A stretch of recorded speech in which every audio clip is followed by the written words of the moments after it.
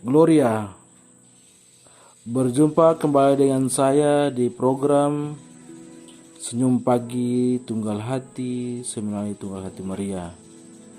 Saya Albertus Halek dari Distrik Keuskupan Palangkaraya akan membawakan renungan pada hari ini, edisi tanggal 7 Agustus 2021. Sebelum kita mendengarkan firman Tuhan, marilah kita mengawali tanda kemenangan Kristus atas maut. Dalam nama Bapa dan Putra dan Roh Kudus. Amin. Yesus menyembuhkan seorang anak muda yang sakit ayan. Ketika Yesus dan murid-muridnya kembali kepada orang banyak itu, datanglah seorang mendapatkan Yesus dan menyembahnya. Katanya, "Tuhan, kasihilah anakku.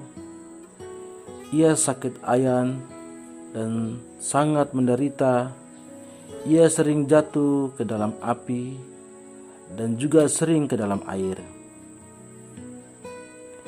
Aku sudah membawanya kepada murid-muridmu, tetapi mereka tidak dapat menyembuhkannya."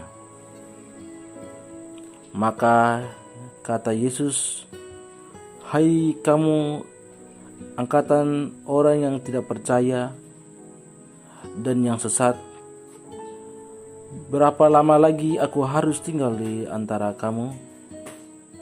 Berapa lama lagi aku harus sabar terhadap kamu? Bawalah anak itu kemari." Dengan keras Yesus menegur dia. Lalu keluarlah setan itu daripadanya, dan anak itu pun sembuh seketika itu juga. Kemudian murid-murid Yesus datang, dan ketika mereka sendirian dengan dia, bertanyalah mereka, "Mengapa kami tidak dapat mengusir setan itu?" Ia berkata kepada mereka, "Karena kamu kurang percaya, sebab aku berkata kepadamu, sesungguhnya sekiranya kamu mempunyai iman sebesar biji sesawi saja, kamu dapat berkata kepada gunung itu, 'Pindah dari tempat ini ke sana,' maka gunung ini akan pindah, dan takkan ada yang mustahil bagimu." Demikianlah Injil Tuhan. Terpujilah Kristus. Dalam nama Bapa dan Putra dan Roh Kudus. Amin. Injil yang kita renungkan bersama pada hari ini mengisahkan tentang kekecewaan Yesus terhadap murid-muridnya yang tidak mampu untuk menyembuhkan seorang anak yang menderita karena sakit ayan. Yesus mengungkapkan kekecewaannya dengan menegur para murid-muridnya yang masih kurang percaya. Murid-murid yang kurang percaya karena mereka sendiri merasa ragu-ragu akan kuasa yang telah diberikan oleh Yesus kepada mereka. Atau dengan kata lain, murid-murid masih kurang percaya diri bila tidak ada Yesus di samping mereka. Inilah sebuah kegagalan iman.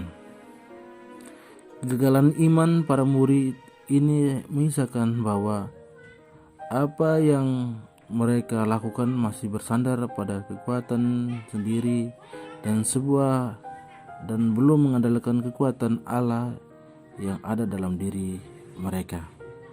Pada titik ini bolehlah dikatakan bahwa iman masih dilihat sebagai sebuah hiasan dan belum dilihat sebagai sebuah kekuatan jiwa.